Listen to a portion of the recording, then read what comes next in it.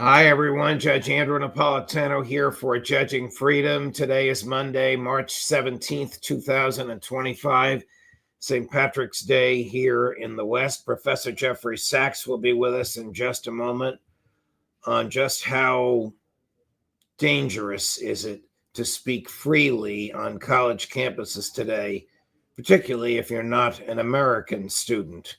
But first, this. Markets are at an all-time high. Euphoria has set in. The economy seems unstoppable. But the last administration has buried us so deep in debt and deficits, it's going to take a lot of digging to get us out of this hole. Are you prepared? Lear Capital specializes in helping people like me and you grow and protect our wealth with gold. Did you know that during Trump's last presidency, gold rose 54% to a record high? If that happens again, that puts gold at $4,200 an ounce in his next term. Don't wait. Do what I did. Call Lear at 800-511-4620 or go to LearJudgeNap.com for your free gold ownership kit and special report, $4,200 gold ahead. When you call, ask how you can also get up to $15,000 in bonus gold with a qualifying purchase. Call 800-511-4620, 800-511-4620, or go to LearJudgeNap.com and tell them the judge sent you. Professor Sachs, always a pleasure, my dear friend. Thank you very much for your time. Great to be with you. Before we get to free speech on college campuses, free speech in America today, what conceivable benefit was there to the United States for bombing Yemen civilians over the weekend? What could possibly have provoked Donald Trump to order that? The government of Israel provoked Donald Trump to do this, as the government of Israel provokes the United States to be engaged in wars across the Middle East. It is still the Israeli government, and by that I mean the Netanyahu-led extremist government. It's the goal of that government to entice the United States into a war with Iran. So when you see the U.S. engaging in military operations in the Middle East, it's at the behest of Israel. My view is that 30 years of being manipulated by Israel, by the Israel lobby, is enough. This is devastating for the United States. We need a foreign policy that is independent, that is America first, if I can put it that way, that is in America's interest. We don't have an interest in this war. We have an interest in negotiating with Iran, which has basically said repeatedly, other than when it's faced directly with U.S. threats, that it's ready to negotiate. When the U.S. Blatantly threatens Iran, they say, well, no, then we can't negotiate. But when there is an opportunity for real negotiation, we could have peace. This is the same as what has happened with Ukraine, with one difference. In Ukraine, the United States was also pursuing a foreign policy not in America's interest. It came from the U.S. deep state. It was promoted by extremists in Ukraine. But Donald Trump found his way to free himself from those shackles. He told the American deep state, step down, I'm president. He told the Ukrainians, we're not doing your bidding. But so far, when it comes to the Middle East and Israel, Donald Trump has continued a 30-year policy of American presidents doing the bidding of the Israel lobby. Here's somebody who doesn't seem to understand, excuse me, the Houthis, even though he's the current Secretary of State of the United States, cut number 6. What we can't ignore, and the reason why the president mentioned Iran, is because the Iranians have supported the Houthis. They provided them intelligence, they provided them guidance, they provided them weaponry. I mean, there's no way the Houthis, the Houthis would have the ability to do this kind of thing unless they had support from Iran. And so this was a message to Iran. Don't keep supporting them, because then you will also be responsible for what they are doing in attacking Navy ships, in attacking global shipping. So when you support another country's military, you're morally responsible. That would acknowledge the moral culpability of the United States for the genocide in Gaza and the slaughter in Ukraine. And I would say to the Secretary of State, discuss with the Iranians don't enter into another war. This is straightforward. I met with the leading Iranians many times during the past years, and including the past year, and they are ready to negotiate. In fact, they were pleading with the Biden administration to negotiate. Why didn't it happen? One simple word: Bibi.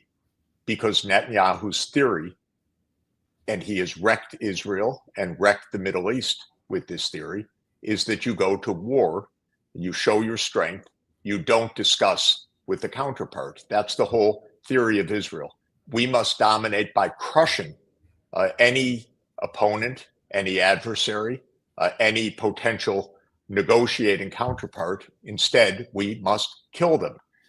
And they got the US into this mode: overthrow regime after regime, topple the Syrian government. Now we have the chaos in Syria after, by the way, 14 years of US-led chaos in Syria that came from Obama's order to the CIA to overthrow the Syrian government, which came from Netanyahu's orders, if I could put it that way, through the Israel lobby to the United States to overthrow the Syrian government. Same with Libya, same with Sudan, now with Yemen. I can also tell you, Judge, that in 2009, I believe it is, could be 2011, I think it's 2009, I went to Yemen at the invitation of the government. I was working, of course, with Secretary General of the UN. I went to look at the economic situation. I came back and said, this is a desperately poor country. It needs attention and it needs help. Yemen wasn't in war at the time. I was laughed away in Washington by these ignoramuses, because that's who we're led by, who said, what do we care about Yemen? What are you talking about, Sachs? Well, your bleeding heart and so forth. They said, no, it's not a bleeding heart. It's very practical. You have impoverishment, you have instability, you have increasing drought, you have displacement. Take care. This is a place of instability. Do some basic things and then you won't have chaos. Washington, pathetic, ignorant people who don't know how to do anything preventative.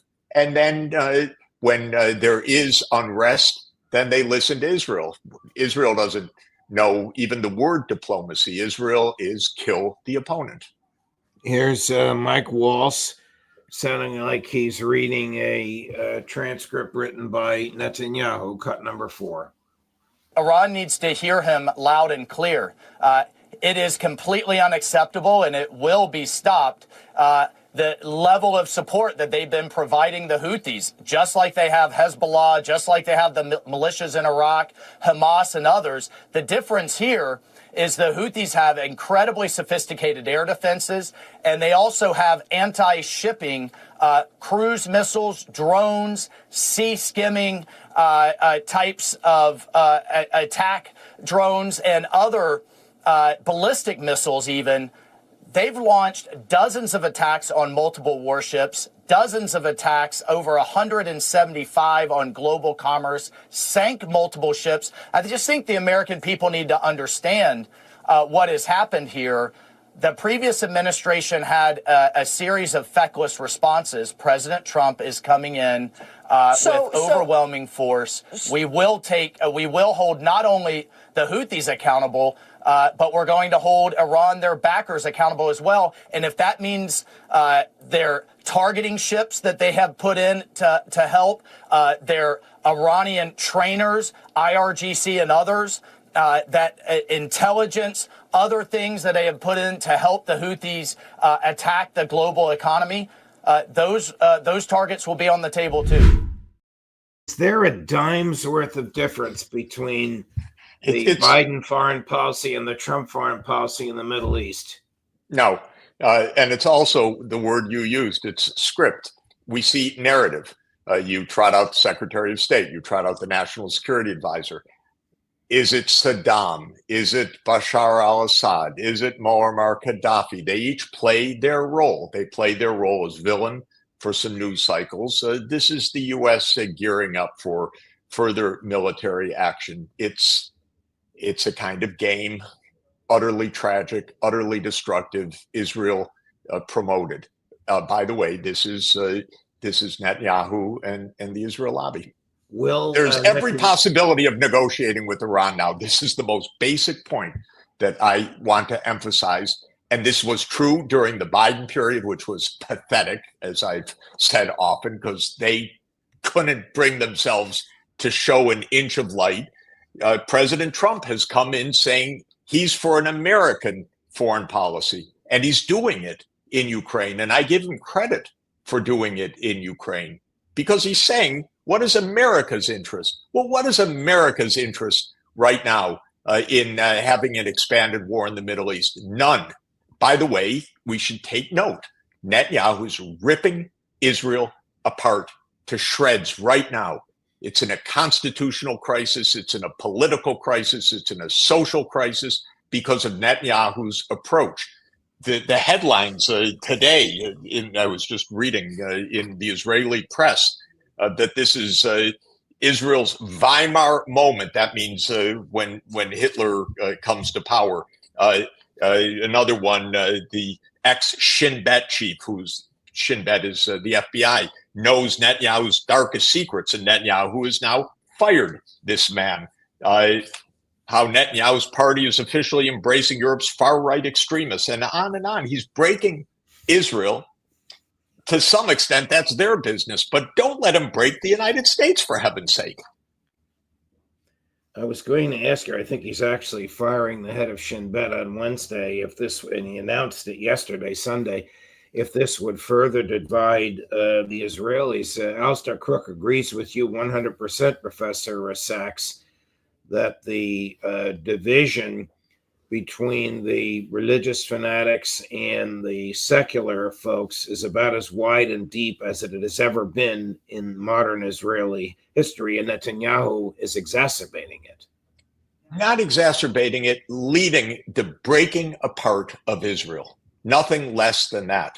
This guy has been the political leader in Israel for most of the period since he first became prime minister in 1996. He's a disaster. My point is only an American one. He's a disaster for the United States because our governments let him have vulgar, far too much say, and that continues until today. That's the bombings of Yemen. For God's sake, do we need a geography lesson for America to hear today? The greatest threat in the world is the Houthis.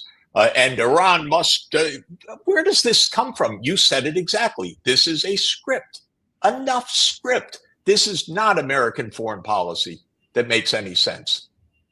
Is Israel foreign policy has reached onto the Columbia University campus. I'm going to play a clip from our friend and colleague, Professor John Mearsheimer. I suspect you'll agree with everything he says.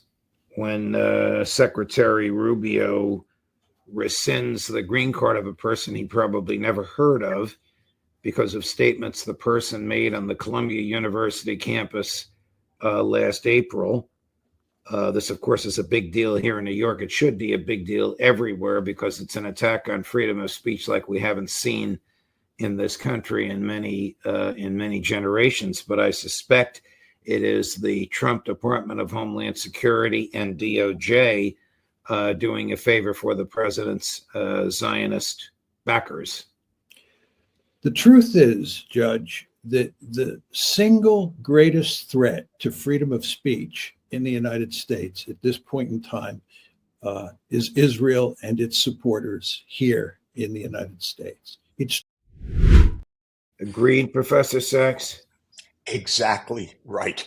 What is going on our campus, and it's not only our campus in New York, this is an attack by Israel on American universities, and it's not even subtle. You had Netanyahu saying when there were pro-Palestinian protesters on a U.S. campus, warning the Americans about the U.S. campuses. Is that any of his business? No, it is not. And then you had one Zionist Israel lobby group after another attacking the universities. And we see it everywhere. again, the issue here is that the US government feels that it has to respond to the Israel lobby. That's what's happening. This isn't even coming from Trump or coming from the administration itself. It's like you say, they're taking orders. It's shocking. You and it's worse. And by the way, it's even deeper than the free speech crisis, because to carry out this destruction of American institutions at the behest of the Israel lobby and this extreme nationalist Zionism, to carry this out, the administration is ignoring judicial decisions, judicial orders. This is even more than repressing the free speech. Judges are saying, don't deport these people. The government's saying, who the heck are you to tell us what to do? So we are actually in a kind of crisis that even the kings of England didn't carry out. We've lost habeas corpus. We've lost a judicial decision having the rule of law in this country in recent days. And this is coming from groups like the Israeli American Council. This is coming from the Israel lobby. There's no doubt about it. You know, I know, and one knows, and John Mearsheimer, my dear friend, and the great expositor of this for 20 years, knows where this comes from. And it's a shame, because America does not need to be broken by Israel, not in our foreign policy, not in our wars in the Middle East, and not on our campuses. You and I read together the charging document filed against this student, Mahmoud Khalil, former student at Columbia University. He's not charged with a crime. He's not charged with an act of terrorism. He's not charged with any misbehavior whatsoever. The only thing in there is the conclusion of Marco Rubio, who, as I said in the interview with John Mearsheimer, probably never heard of this guy. The conclusion of Marco Rubio that Mr. Khalil's physical presence on the Columbia University campus somehow interferes with the proper execution of American foreign policy. Here is Secretary of State Rubio attempting to justify that absurd position, cut number 3. But is there any evidence of a link to terrorism, or is it just his point of view? Yeah, they take over. I mean, you should watch the news. These guys take over entire buildings. They vandalize colleges. Intensely. They shut down I'm colleges. asking about the specific justification for the revocation of his visa. Was there any evidence of material support for terrorism? Was the negotiator negotiating on behalf of people that took over a campus, that vandalized buildings? Negotiating over what? That's a crime in and of itself, that they're involved in being the negotiator, the spokesperson, this, that, the other. We don't want it. We don't need these people in our country. We never should have allowed them in the first place. Well, you know what? Really doesn't you know what? The First Amendment at all. If he doesn't. No. It can be a crime. He works for Netanyahu. That's all. It's very simple. Blinken worked for Netanyahu. He works for Netanyahu. That's the beginning and end of this. Stop. He's the Secretary of State of the United States. Act like it, not like a factotum of the government of Israel. To deport a negotiator. And by the way, the questioner had it wrong. He doesn't have a visa. He's a permanent resident with a green card. Right. Today, it's unbelievable. And it is not even American policy. This is being led from abroad. And everyone that is involved in this sees it clearly, like John and I see it clearly. Who is pushing this? Who are the protagonists? And if they're not, let them stand up and stop wrecking our country. Over the weekend, a physician was deported from Rhode Island because Brown University. Correct.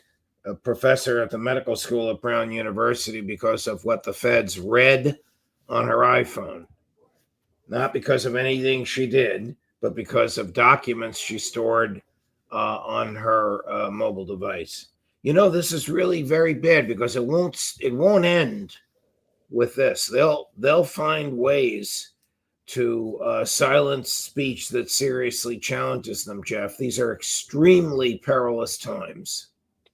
The doctor who was deported against a judicial order, absolutely in direct violation of a judicial order, is a kidney transplant doctor who was awarded permanent residency in the United States.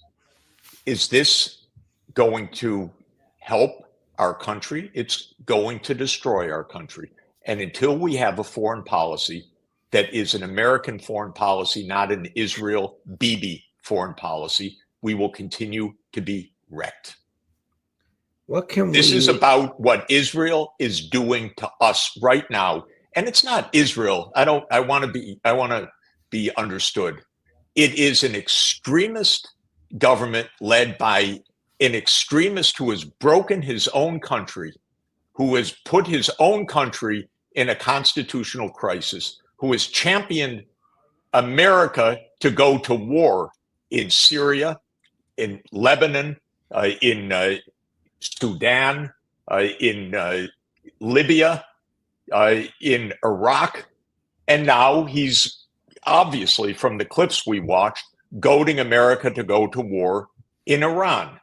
It's time for an America first foreign policy. This is not that. This is a radical extremist Bibi foreign policy. Thank you, Professor Sachs. Darker days are going to come. I hope not. How to get around it? I just saw the president's communications director, they used to call that job press secretary, justifying the deportation of people who had been ordered retained here because the plane was over international orders and therefore the court didn't have jurisdiction over the plane. Well, that is absurd. Wherever the government goes, the Constitution goes with it. The pilots of the plane were not the defendants. Their bosses, the president, the Secretary of Defense, the Secretary of State, the Secretary of Homeland Security, they were the defendants who were ordered restrained and who thumbed their nose at the judicial order. Where's John Roberts? Because this can't keep going on. If you don't like an order from a judge, appeal it. It's very sad and very worrisome.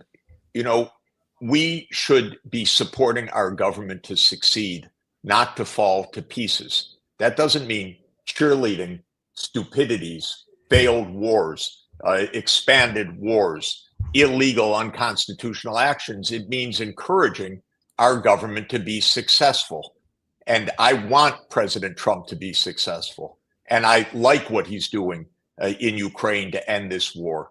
But I want him also to be president of the United States, not beholden to a radical extremist government of Israel. And so we could have our own foreign policy in the Middle East. You know that the Arab countries, Iran, indeed the whole 57 countries of the Organization of Islamic Cooperation across the world are telling the administration, we want peace. We want normal relations with Israel. But Israel needs to end its war, its wars across the region. Israel needs to stop using this extraordinary violence to prevent a state of Palestine so that Palestinian people can also have their country in peace next to Israel. That's all that this is. There's every opportunity for success. I am all over the world, as you know, just speaking to world leaders. I have been in past weeks. I will be in coming weeks. I was at the UN during this week.